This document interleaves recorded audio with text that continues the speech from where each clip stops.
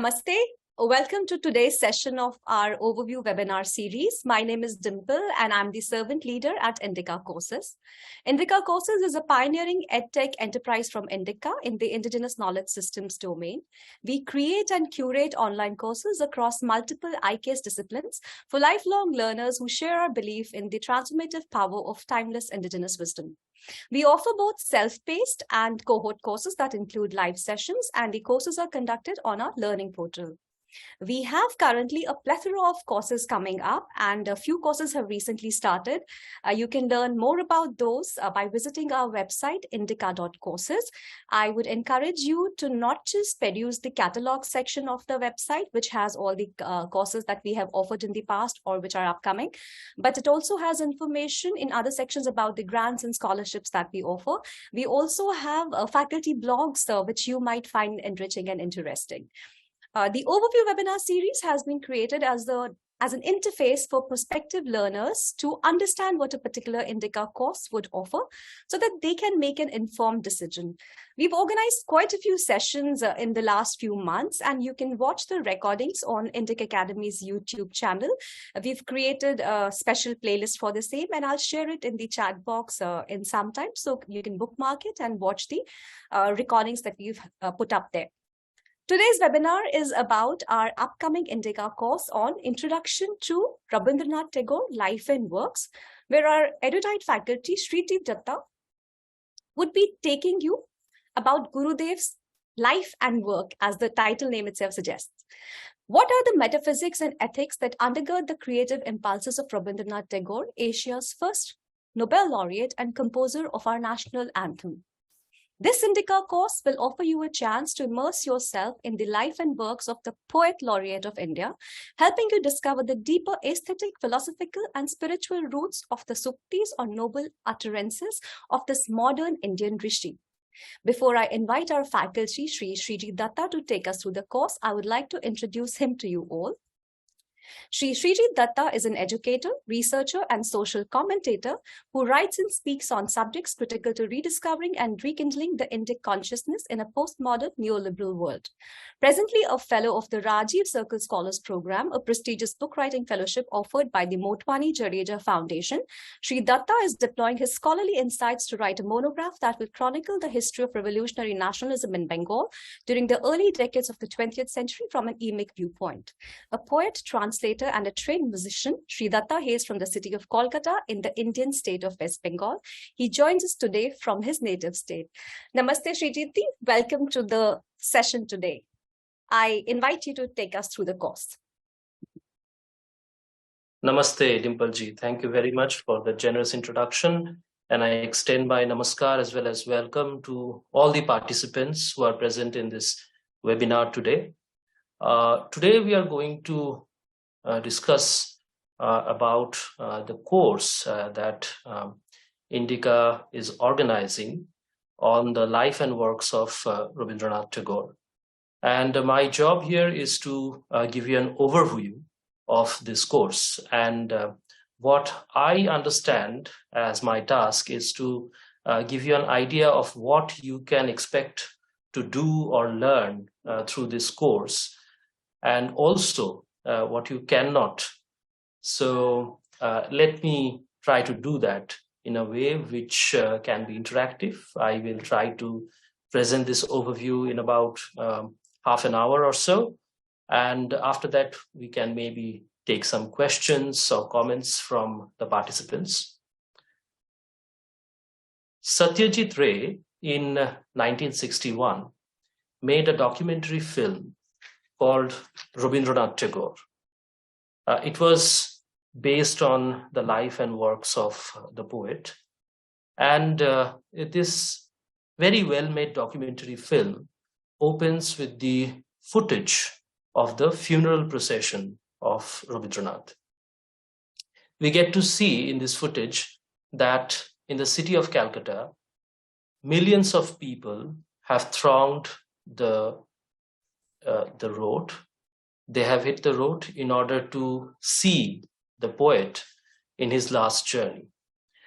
And it so happens that the mortal remains of Rabindranath are carried over above the heads of these millions before it reaches its final destination in Nimtala Cremation Ghat in Kolkata. There is a voiceover narrated by Satyajit Ray himself, which goes along with this footage. And that voiceover tells us something quite interesting. And let me tell you what that was in the duration of this particular footage from this documentary film. And I quote, "On the 7th of August, 1941, in the city of Calcutta, a man died. His mortal remains perished, but he left behind him a heritage which no fire can consume. It is a heritage of words and music and poetry, of ideas and ideals, and it has the power to move us, to inspire us today and in the days to come." Unquote. What Ray said about Tagore in these moving words is indeed true, but not nearly enough. I would add that the heritage that Tagore left us did not merely consist of wonderful poetry, stirring music, penetratively revealing tales, ideas and ideals that are inspiring, but it also, and more importantly, contained the rich legacy of eternal India, its spiritual legacy, in manifold, multifarious ways through multiple genres. In other words, Rabindranath Tagore, along with his entire persona, his life and works, stands for the most lofty and timeless values that India represented, and India has represented till today. He made a restatement of those values, those eternal values that India has stood for, and which India has offered to all of humanity in all times in moving words, in very poignant words.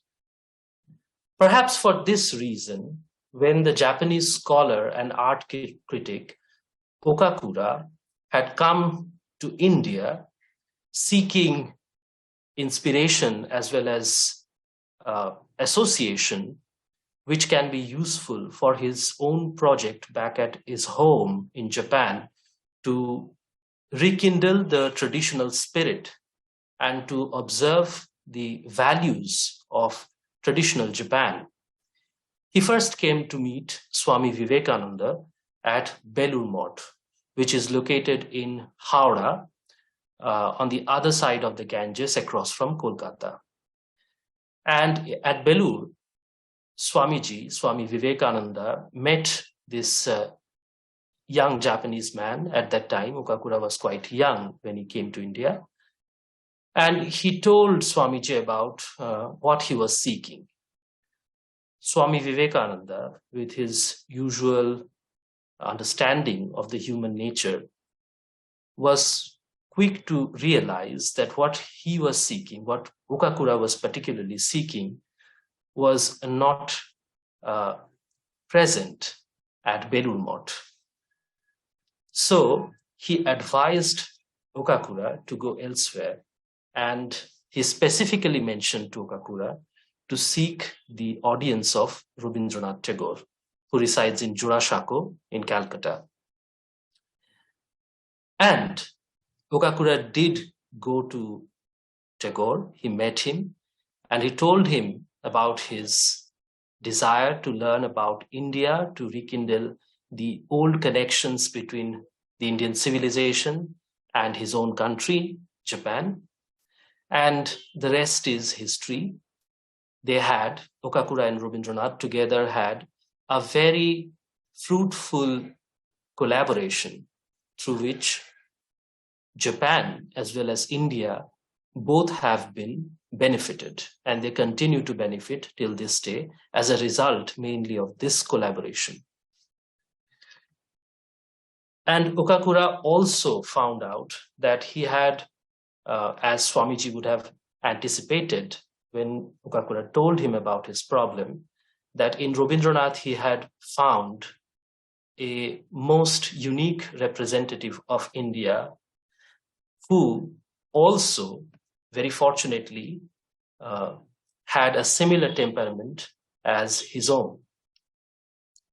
And perhaps also for the same reasons stated above, within a few months of Tagore's passing, Acharya Prabodh Chandra Sen, who became later on the first principal of Rabindra Bhavan at Shantiniketan in Vishwabharati, who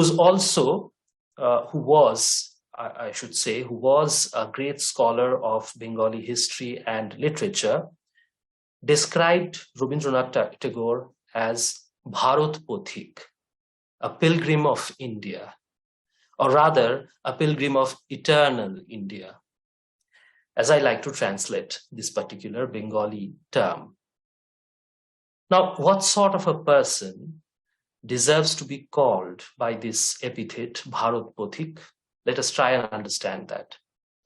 One who has not only traversed the length and breadth of the physical India, but one who has, in a profounder sense, caught a glimpse of the one ultimate destination after having also traversed intellectually as well as spiritually,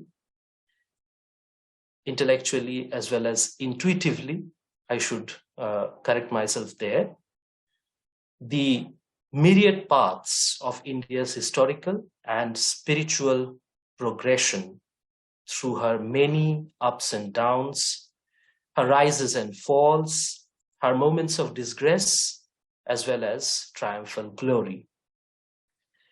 Rabindranath most definitely fits this description. It is for this reason that we should familiarize ourselves with Rabindranath Tagore's life and works. Rabindranath has thought very, very deeply about India, and he has felt deeply India's trials as well as her joys, and has captured his thoughts and his feelings in poignant words. But Rabindranath does not merely stop at thinking, feeling, and recording or writing those feelings and thoughts. He finds himself among the best of the sages and leaders that our country, our religion, our samaja have produced. In the course of thinking and feeling about India, this eternal India, and recording his thoughts and feelings simultaneously, Rabindranath has left for us a direction. He has charted a path and a profound source of inspiration to propel us into India's future and not get lost in the dark. What is more, this path that he has himself called Bharat Path, the path of eternal India, this eternal road that has been traversed by our rishis, our munis, our leaders, our best men and women in every era, has found a new expression, has found a new manifestation, and not just one expression or a manifestation, rather multiple expressions and manifestations through the words as well as actions of Rabindranath Tagore. Rabindranath has himself walked down that path, and throughout his life of 80 plus years, he has undertaken a sadhana to motivate his countrymen to adopt this particular eternal path of India. This is why it is not only our prerogative, but also our responsibility to be intimately aware of his life and his works. Again, coming back to what Acharya Prabodh Chandra Sen had talked about Rabindranath, had said about Rabindranath, Acharya Sen had noticed two specific dimensions to Rabindranath's thoughts and feelings concerning India. One of these is to offer a great commentary a sort of Mahabhashya of India's eternal spirit and essence. And the other dimension is to throw light on a path of action that suits the particular temperament of both the times that we live in and the typical Indian outlook towards life as well as the world.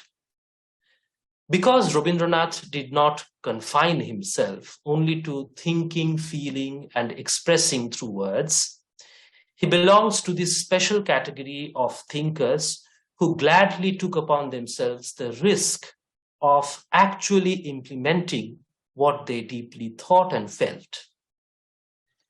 He tried to implement into action his words into deeds. He transformed his words into doable actions. As a result, he set out to revolutionize the way that education was imparted in our country during his lifetime. He himself had painfully gone through the education system that the British had started in this country. And he realized, after having had the best of that kind of education, both in this country as well as abroad, in England specifically, that there are deep flaws with respect to understanding ourselves when we are subjected to go through this education system.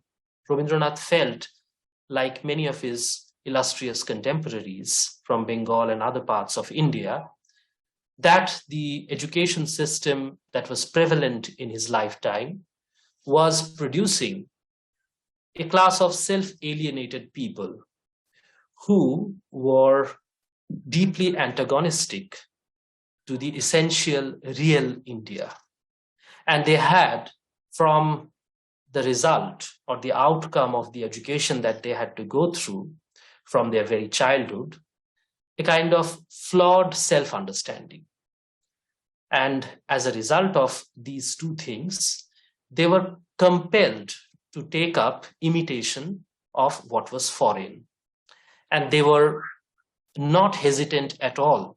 This class of people who had undergone the education system that the British had implemented here in India during the colonial times, and whose legacy we are still bearing in this country, largely speaking, that they were not only distanced from the roots of their culture, from the roots of their nation, but they were also imitating others in an endless loop, which was not producing anything that can be called lasting good, both to themselves or for the humanity at large. And this pained him, this worried him most. Through his writings, through his creative works, as well as his critical works, his essays, his lectures, his public speeches, Rabindranath always tried to make this point until 1906 that there was a necessity in India in that time to offer, to envisage, and to implement and popularize an alternative system of education parallel to what the British administration was offering, parallel to the official system. And this resulted in the founding of the National Council of Education around 1906. Now, getting back to the revolutionizing of the education scenario in which he found himself, along with a few colleagues, Rabindranath made the reforms in education the sole focus of his actions from the time when he was below the age of 40 till the last day of his life. Around 38 or so, Rabindranath started to actively write in favor of a national system of education, an alternative system of education that could offer both a vocational support as well as deep insights to self-understanding, so that the people who go through such a system of education are not self-alienated creatures who end up antagonizing their own culture, their own people, their ancestors, and so on. Rabindranath understood, like some of his contemporaries, that the root of most evils in this country is self-alienation. And this self-alienation is the result or the legacy of centuries of slavery, colonialism, imperialism that was implemented in this country by foreigners, and the resulting lack of confidence that our people had, and the lack of faith as well. Faith both in themselves, primarily in themselves, and faith in the goodness that their own culture and country has to offer. He therefore offered himself to build and popularize this alternative education system, which was aptly named the National Council of Education.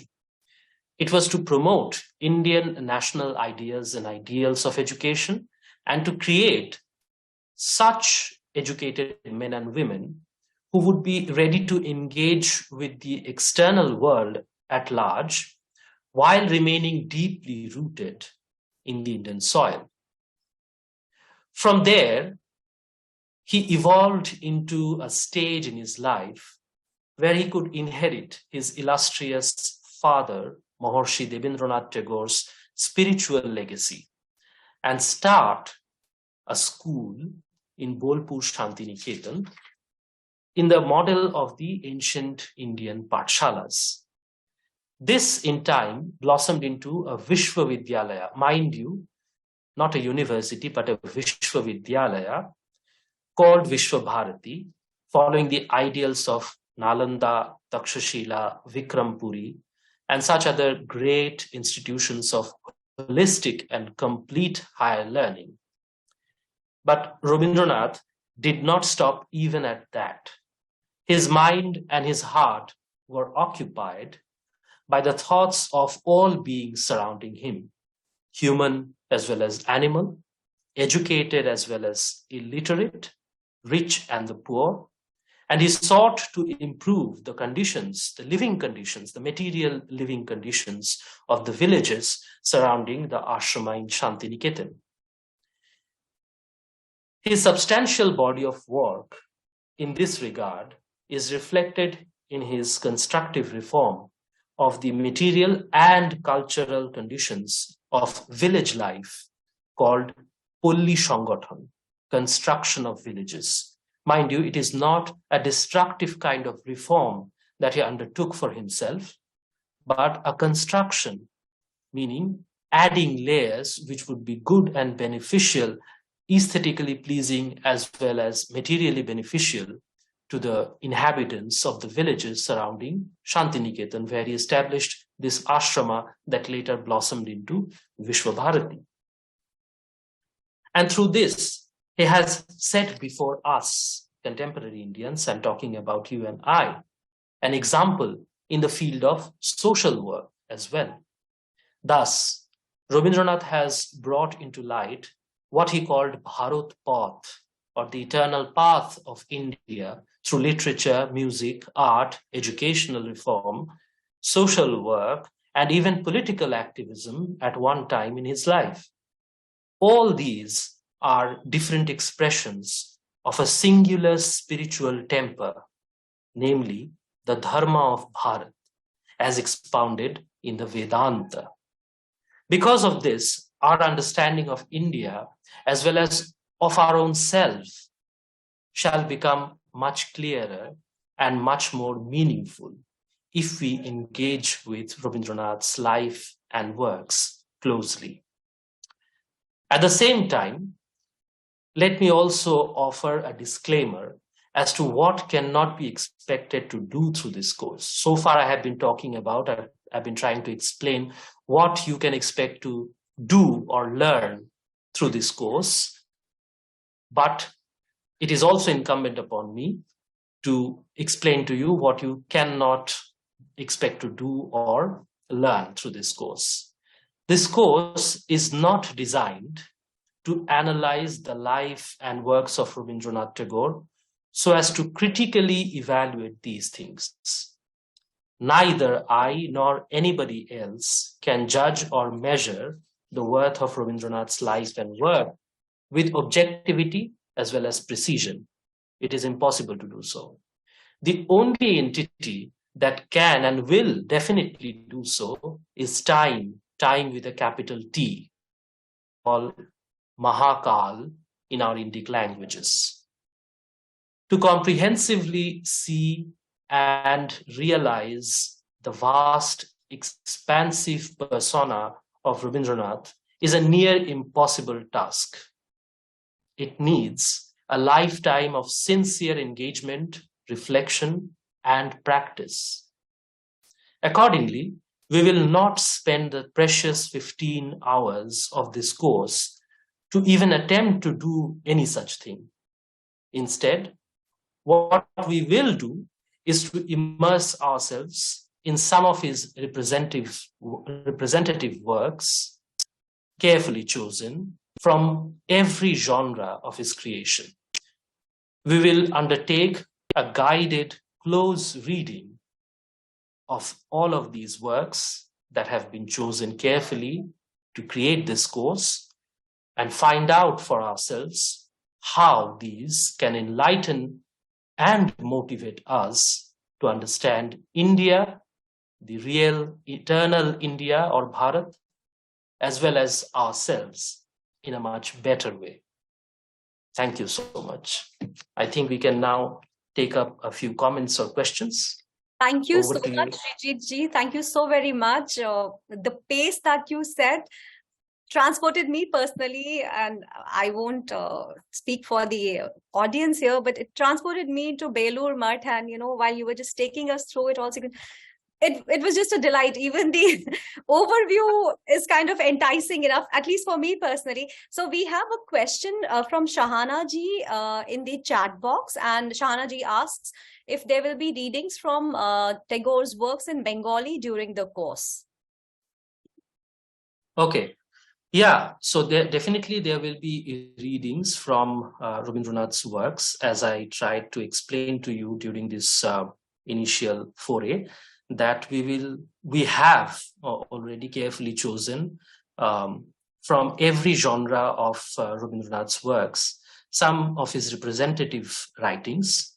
But as you definitely understand, I'm sure that a familiarity with the Bengali language is the best thing to have in this case. But I will try to present this through English translations, okay, mostly through English translations, some of which have been translated by myself and some by other people, including Rabindranath.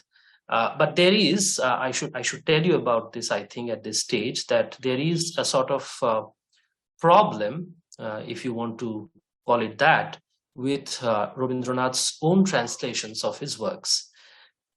Often, he took a lot of liberty in translating his own works, and as a result, what we get is something which is beautiful, but which is somewhat different from the original Bengali. For this reason, I myself and other people also from a long time, even from the time when Tagore was alive, had undertaken translations of his works, which he had translated, so to speak, on his own. So I will use these translations, and definitely Rabindranath has also written a substantial body of works in English, which the Sahitya Academy had very carefully brought out under the able editorship of Professor Shishir Kumar Das. 4 volumes of these works are available to us, both original English creative and critical works by Rabindranath, as well as Rabindranath's own translations of his works. So we will select some of those works from this particular publication by Sahitya Academy. And we will also use translations and sometimes originals in both Bengali as well as English from Tagore's oeuvre. Cool.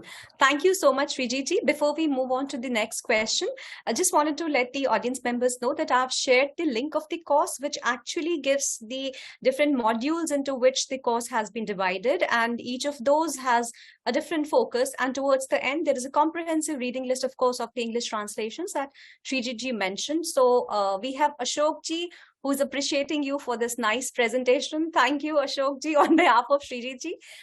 We have another question from Pankaj Kulkarni ji, who asks, do we need to buy the books from the reading list? If so, where can we buy, or will we get print and or digital copies? Yeah, definitely. If you can afford to buy these books, it will be very good, because not just for the duration of this course and for the requirements of this course, these books will be useful, but they will be useful for you for a very long time.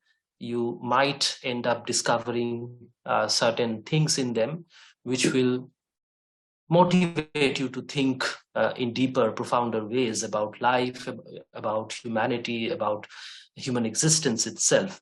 So I would recommend that you make this investment if you can. But if it is not possible, I will certainly provide, through the learning platform, the LMS, the platform that INDICA is providing, yes, copies of these texts, which you can use for the duration of this course being alive. Thank you so much, Sreejit ji. Just wanted to add, it's a good indication for me to say that when I said that the courses are conducted on the learning portal, the recordings of the live sessions are made available within 72 hours of class being conducted. That is one. And any reading material or any resources that are shared by the faculty with us for dissemination among the cohort are uploaded on the portal. And any enrolled learner has access to a particular INDICA course for at least a year. So you have enough time to go through everything. Shahana ji has a comment or a question rather. She has a request, I would say. I would like to listen to the original Bengali and then the translation if that is possible. So is that what would be happening in class, Sreejit ji? At times, yes. As I was trying to indicate, there will be some texts where the Bengali original would be possible for me as well as for the larger body of or cohort of students who are undertaking this course to access the original Bangla. But at times it might become a little confusing or time consuming even. And for that, we will have to go through a treatment of translations alone. But whenever possible and whenever I feel it is absolutely necessary, and because Bangla is not that difficult for speakers of North Indian Indic languages like Hindi, you can understand and appreciate Bangla, and more particularly Tagore's Bangla, much of which is written using the sadhu, or the more I should say refined register of Bengali. It is not very difficult to follow the original at times. Of course, there will be guided close reading, as I indicated in the overview section. So I will definitely help you with paths which might sound a bit abstruse or a bit alien to you. So yes, I think some of these works which I have selected for the course from every genre will be glimpsed through the original as well from time to time. Wonderful. Marcus G from Mumbai writes, will this course be on Zoom? Yeah, so as I just shared that the course will be accessible to every enrolled cohort member for a year. So for 12 months from the time the first class begins. So that's it. We still have time. So if any of the audience members would like to say something, share something, ask a question, please feel free to raise your hand and we'd be happy to unmute you and listen to you and even watch you if you are open to unmuting your video, if that's the right phrase or not. So any questions, any comments, any suggestions?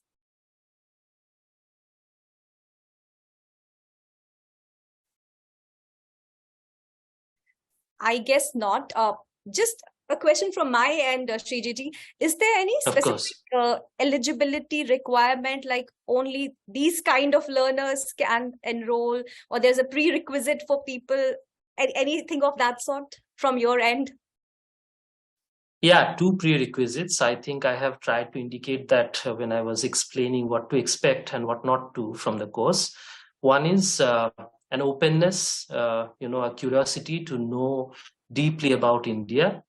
And maybe if you are inclined towards the finer aspects of life, such as poetry, music, and the other aesthetic expressions, because we are dealing primarily with a poet, mind you. I have also used the term rishi in describing Rabindranath. Yes. And let me tell you that these two terms, poet or kavi in Sanskrit, and rishi, are not very different, really. Kavi is a word in Sanskrit which has been used as an alternative for rishi in the Vedas themselves. Okay, kavim, kavinam, a kavi among kavis, or a rishi among rishis. That is an epithet or description of the divinity itself. So that is one. The other thing, which is in a negative way of looking at the criteria of eligibility or what have you, is not to approach this from the point of view of critical engagement. Yes. Okay, because firstly, that is much more time consuming. I don't reckon that that sort of critical analysis or the judgment of the value of Tagore's works is possible to undertake within 15 hours, the assigned time for this or duration for this course. That is simply not possible in that short time period. And also because, as I tried to indicate during the initial speech, that the ultimate analysis in this case, the ultimate judge of the worth or value of Tagore's life and works will be time or kala, as we call it in Sanskrit, because his persona, his life and works, all these things are so vast and so expansive that there is a high chance that you might get lost in them, and that getting lost will not be disastrous by any sense of the term. It will be beneficial. But to engage in a critical evaluation of any personality's life and works requires a sort of objective frame of mind, a stance from where you can stand independent of the emotions, of the concerns that motivated the person under inspection, Tagore in this case, to write, to express, and to act based on his convictions. We are not doing that in this particular course. We are taking a conscious position where we are concerned with much of the same things that motivated or moved Tagore himself, namely to understand India and by that understand ourselves in a better way. So these are the only two criteria, if you would call them. Wonderful. So probably, I believe, even though it's a short duration course, 15 hours, but at least the Bharat Pathik in us, the enrolled learners, he might or they might awaken. So yeah, that is one hope from our side. And I just wanted to share with the audience members that we recently started, it's been some months that we've started a spiritual master series. So we've had on Ramajacharya ji, we have on Madhvacharya ji, we've about to, we have actually recently announced one more on Vallabhacharya Mahaprabhu. And we concluded one course on Swami Vivekananda, and we are looking forward to curating a course on Sri Ramakrishna Paramahansa soon. So Gurudev, this course on Gurudev is a part of that series. So when we are approaching Tagore, his persona and his personality, it is the spiritual element that would be underlying, was the hope with which we had approached Sreejit ji. And therefore, when you look at the modules that have been designed, you'll get an understanding of from where we are approaching this. So generally, whenever we curate a course, we speak to the faculty, we find out what is it that we feel that about this particular theme is missing and is not being addressed by any other institution or any other edtech platform, etc. And we approach the subject matter expert. And in this case, we were fortunate that we had Sreejit Datta ji, and he agreed to take this course. So any other comments or questions from anyone from our lovely audience here before we conclude? Anything? Yes, Ashok ji, okay, I have allowed you to talk. Kindly unmute and let us know. Sreejit ji and madam, see, he has explained much about this Shantiniketan and system of education of necessary for Indian culture.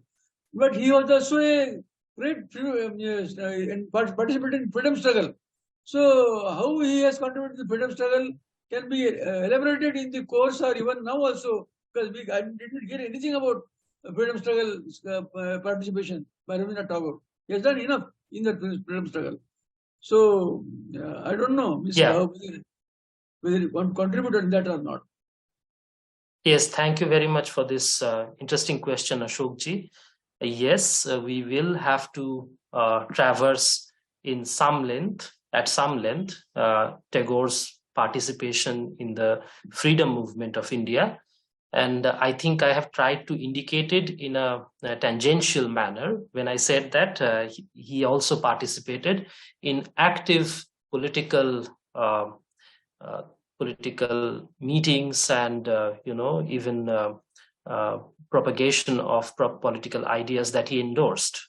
He around the year 1905, it was near impossible for any thinking person in Bengal, particularly, and also in India at large, to stay away from politics, because it was the time when Lord Curzon, the then Viceroy, had proposed to divide Bengal, partition Bengal into two halves on religious lines.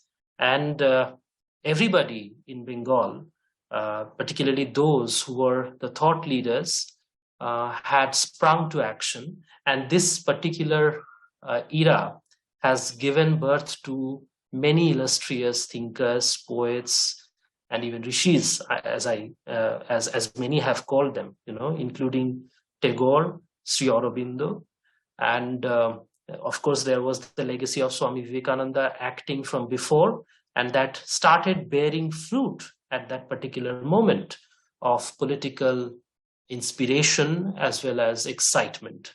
So we have all these people coming together.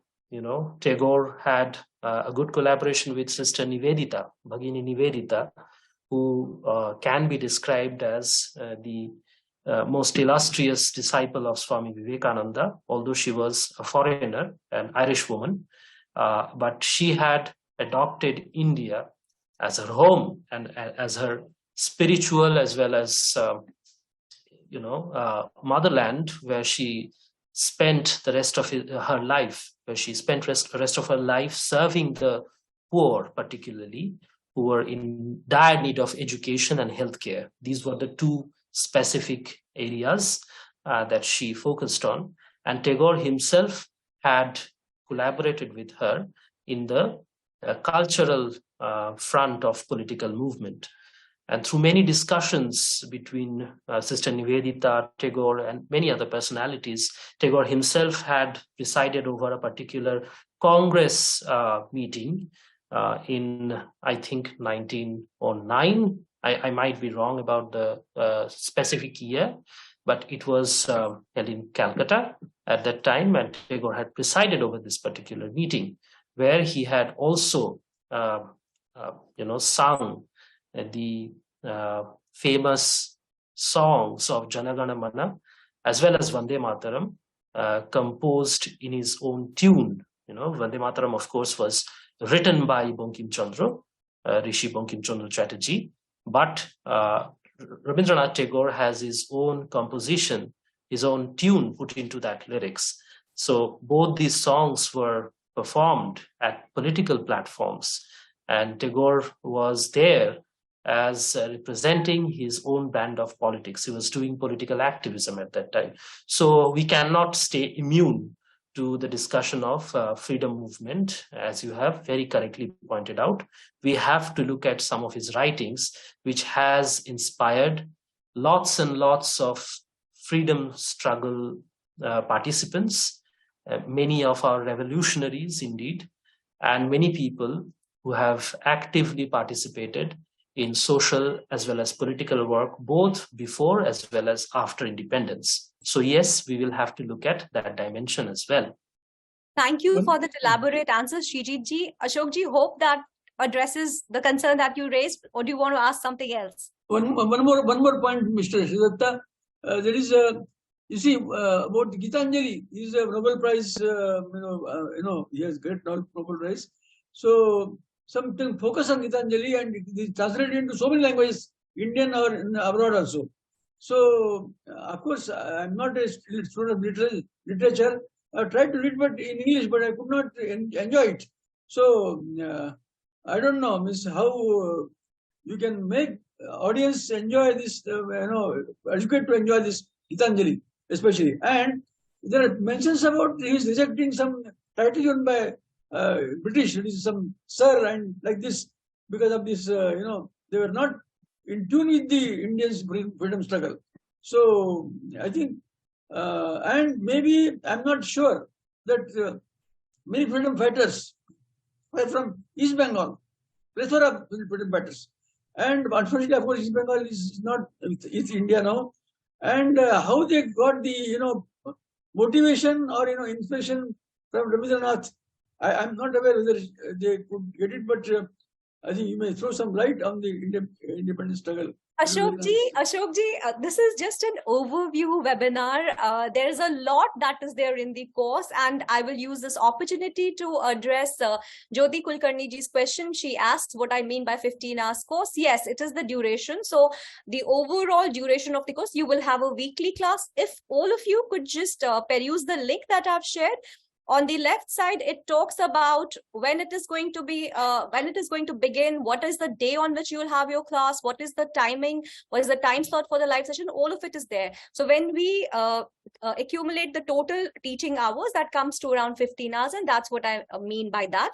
The minimum course duration for any INDICA course so far has been 15 hours. We recently also concluded another course on Sri Aurobindo in our Spiritual Masters series. So Ashok ji, I would really welcome you to enroll into the course. Shahana ji has wonderfully already enrolled into the course. So Sreejit ji, you have Shahana ji to look forward to in the cohort. Ashok ji, I certainly do. Yeah, so I would encourage Ashok ji to enroll, and please note that we have scholarships and grants for various categories. Do reach out to us at reachout@indica.courses if you have any such requirements, or you can simply peruse our website, which has a specific section devoted entirely to scholarships, grants, and various offers for learners who want to purchase more courses. So for any queries or for any scholarships and grants, you can either look up our website or you can just write to us at reachout@indica.courses. Ashok ji, would you like to ask something before I move you back into the audience? So fine. Thank you. Thank you so much, Ashok ji. Thank you so much. May I say something, Dipal ji, at this point? Absolutely. Yeah, thank you for giving this useful, detailed explanation about the INDICA educational platform. But just not to leave Ashok ji disappointed, I would like to touch upon one concern that he has expressed, which is very valid in my opinion and useful for prospective learners to know beforehand. And that is whether it is possible to enjoy the great works of a great poet in translation at all. This is a very valid concern, I agree. And this is indeed a hotly debated topic in the field of translation studies itself. But there is this view that has emerged through the works, through the research, and the continued reflection on translation-related issues. Scholars have opined that no translation can remain self-sufficient for a long period of time, and therefore retranslation and retranslations of works, of especially great works, are necessary to be undertaken. And we see that Tagore himself has indulged in this sort of retranslation of his work. I already indicated that Tagore had often gone off the mark from translating his own original works, and the original as well as the translated work by Tagore have produced two different creative works, so to speak. So we will avail of that opportunity of possibilities of creation, possibilities that creativity inherently holds within it. And we will also make use of the more popular works of Tagore, which Ashokji has rightly indicated are available in many Indian languages. So suppose somebody who has undertaken, who has enrolled himself or herself in this course is a Telugu speaker. Telugu is his or her native language. And there is an excellent translation available in that language of Gitanjali or any other work which we have selected for the course. It has to be that also. We will certainly go through it. I will strongly recommend that you go through that particular work in a translation that is available in your own native language, and then come back to the class and indulge in the discussion to better understand the entire life and significance of the life which we have undertaken to look at. Wow, this is so beautiful, and I just wanted to share a personal experience, especially Ashokji. My native language or my mother tongue is Kashmiri, and I am not English is my third language. So I am super fond of the works of a mystic Kashmiri poetess called Lalleshwari. We used to, and whenever I read those works in Kashmiri and what I gain from them, and if I look at all the English translations, I feel that the essence is lost, and many times I have been personally disappointed by those translations. So I completely hear you, Ashokji and Sreejitji. Your empathy towards the native speaker in this particular matter is really overwhelming for me personally. So yeah, I do understand what you're saying, because I have a personal experience of this sort, and I've witnessed the disappointment that also comes out sometimes. Yeah. But definitely, I share this concern because English, as it also happens, is my third language as well. So we have that issue.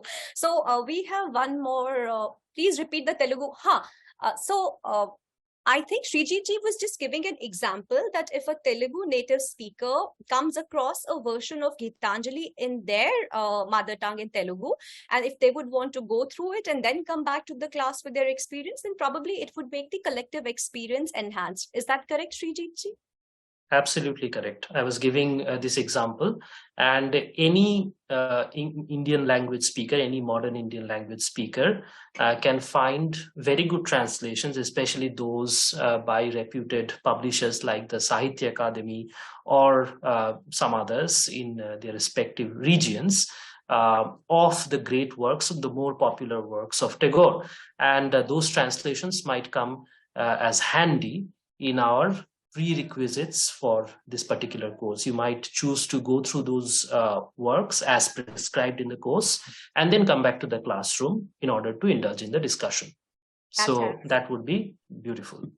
So Devi Prasadji says that there's been, this is a very nice introduction about Tagore, and he's thanked you, Sreejitji. That's there. I'm very glad he feels so. So we are about to approach 7 p.m. Any concluding remarks, Sreejitji, before we wrap up today's session? Only this, I would like to repeat that if you are interested in this course, please bear in mind that this will not only give you an overview of the life and works of a great son of India, but also a pathway to understand India herself, as well as your own self, because even though it might have become latent as a result of the alienating effects of the education system that most of us have been subjected to, there are,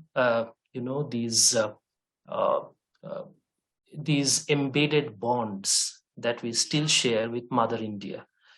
And these embedded bonds are reawakened, rekindled by the surcharged words that a poet of Tagore's caliber has. people like Tagore or Bharati or, even Amrita Pritam, they write in ways through which we get to see ourselves in the mirror, so to speak. And therefore, it is necessary to go through the works of such poets, such creative and critical artists, and know them in a more intimate way than just to have a sort of general knowledge approach to their life and works. Many of us have some idea of what Tagore has worked on, but the general knowledge approach is by virtue of itself such that it gives you sometimes a flawed picture. And as one of my good friends, a professor in one of the IIMs, has recently remarked that unfortunately, through the politicization of our current context, socio-historical context of the recent decades, Tagore has been used as a sort of cannon fodder, and he has been made into, so to speak, to make a sort of pejorative remark, Tagore has been made to look like the older version of Kanhaiya Kumar with respect to debates around nationalism and so on and so forth, and the finer aspects of spirituality, of the eternal India or the Bharat Path that Tagore has repeatedly referred to, get lost in such debatable and mischievous attempts. So we would want to rekindle those bonds that are latent in us, that we share with Mother India, by going through the life and works of Tagore. And this course might definitely become a stepping stone for further studies in this direction. Thank you so much, Sreejit ji, and we welcome you all, dear audience members who are with us today, and those who will watch us later on the YouTube channel of INDICA Academy, to undertake this yatra on Bharat Path. And at INDICA Courses, we are happy to serve your journey of learning always. If you have any queries still about this course after watching this program, there could be some reflections. Please feel free to peruse the link that I've shared with you, or just reach out to us at reachout@indica.courses. I thank all of you who have taken time out today to join us in this overview webinar, and we will be back with another webinar soon towards the end of this month. Sreejit ji, thank you so very much for taking out time today. I'd like to thank my colleagues from INDICA and INDICA Courses who helped in organizing this webinar. And I look forward to seeing you all in the Tagore course soon. Namaste. Have a great evening. Thank you. Namaste.